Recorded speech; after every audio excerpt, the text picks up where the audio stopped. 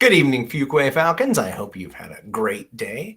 I'm going to read for you now many people's favorite Christmas read aloud. It's a great one. It's the Random House publication, How the Grinch Stole Christmas by Dr. Seuss. Here we go.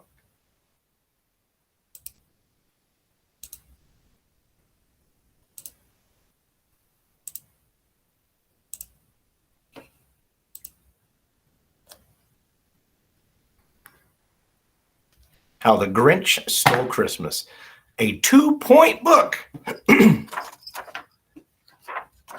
Here we go. Every Who down in Whoville liked Christmas a lot. But the Grinch, who lived just north of Whoville, did not. The Grinch hated Christmas the whole Christmas season. Now, please don't ask why. No one quite knows the reason. It could be his head wasn't screwed on just right. It could be, perhaps, that his shoes were too tight. But I think that the most likely reason of all may have been that his heart was 2 sizes too small.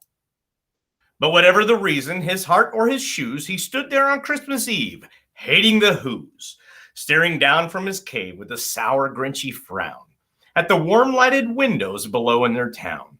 For he knew every Who down in Whoville beneath was busy now hanging a mistletoe wreath.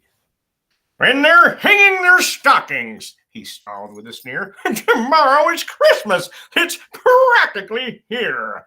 Then he growled with his Grinch fingers nervously drumming. I must find some way to stop Christmas from coming. For tomorrow, he knew, all the Who girls and boys would wake bright and early. They'd rush for their toys, and then, oh, the noise.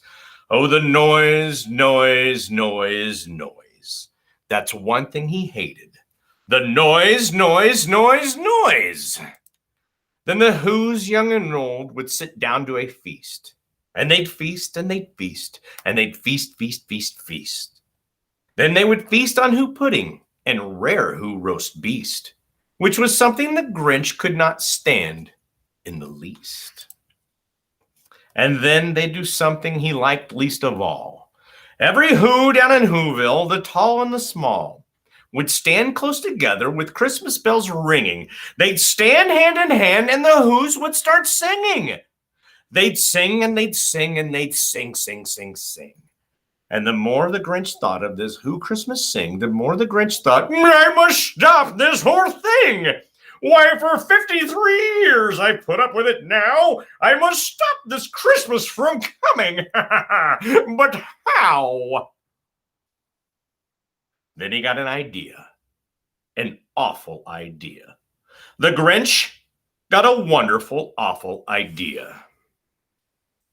I know just what to do. The Grinch laughed in his throat. And he made a quick Santa Claus hat and a coat. And he chuckled and chuckled. What a great Grinchy trick. With his coat and his hat. I look just like St. Nick. And all I need is a reindeer. The Grinch looked around. But since reindeer are scarce, there was none to be found. Did that stop the old Grinch? No. The Grinch simply said, if I can't find a reindeer, I'll make one instead.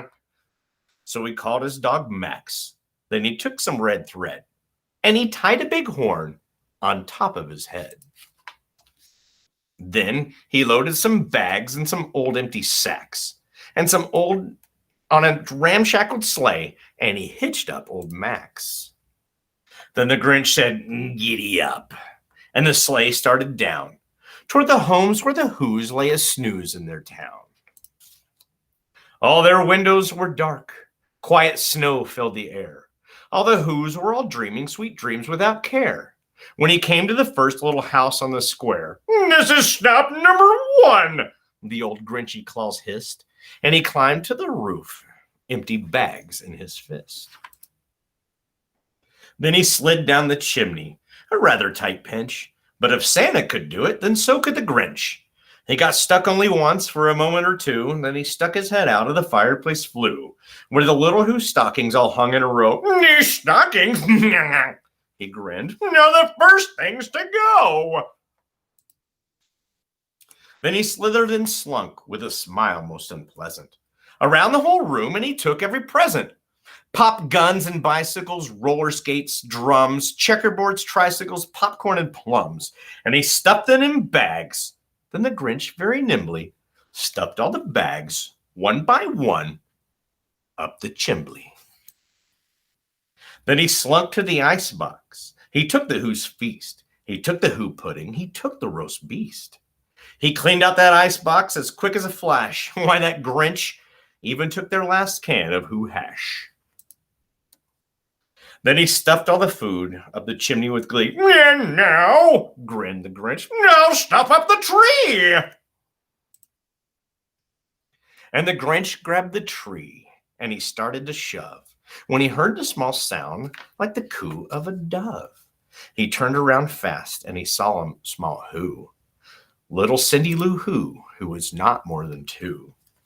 The Grinch had been caught by this tiny Who daughter, who got out of bed for a cold cup of water.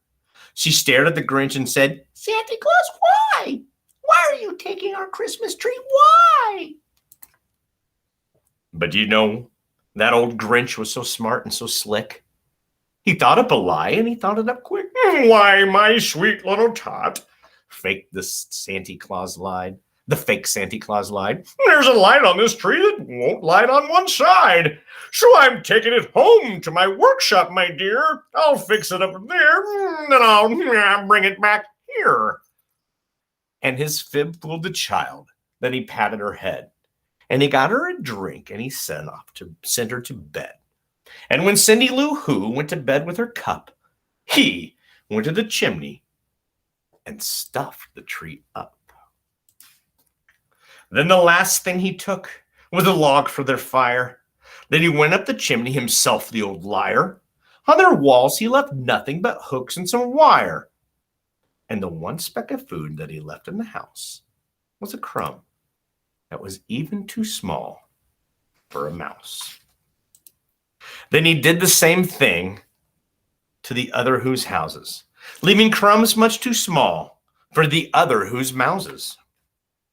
It was 1/4 dawn, all the Who's still abed, all the Who's still a snooze when he packed up his sled, packed it up with their presents, the ribbons, the wrappings, the tags and the tinsel, the trimmings, the trappings. 3,000 feet up to the side of Mount Crumpet, he rode with his load to the tip-top to dump it. Pooh, pooh to the Who's, he was grinchiously humming. "They're finding out now that no Christmas is coming. They're just waking up. I know just what they'll do. Their mouths will hang open a minute or two. Then the Who's down in Whoville will all cry boo-hoo." "That's a noise," grinned the Grinch, "that I simply must hear." So he paused, and the Grinch put his hand to his ear. And he did hear a sound rising over the snow. It started in low, then it started to grow. But the sound wasn't sad. Why, the sound sounded merry. It couldn't be so, but it was merry, very. He stared down at Whoville. The Grinch popped his eyes. Then he shook. What he saw was a shocking surprise. Every Who down in Whoville, the tall and the small, was singing without any presents at all. He hadn't stopped Christmas from coming. It came.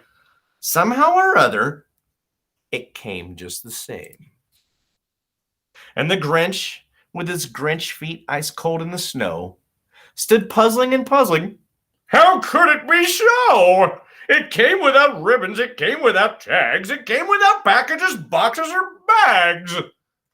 And he puzzled 3 hours till his puzzle was sore. Then the Grinch thought of something he hadn't before. Maybe Christmas, he thought, doesn't come from a store. Maybe Christmas, perhaps, means a little bit more. And what happened then? Well, in Whoville, they say that the Grinch's small heart grew 3 sizes that day. And the minute his heart didn't feel quite so tight, He whizzed with his load through the bright morning light. And he brought back the toys and the food for the feast. And he himself, the Grinch, carved the roast beast. The end.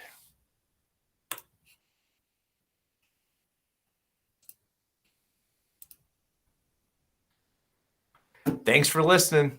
Hope you have a wonderful evening.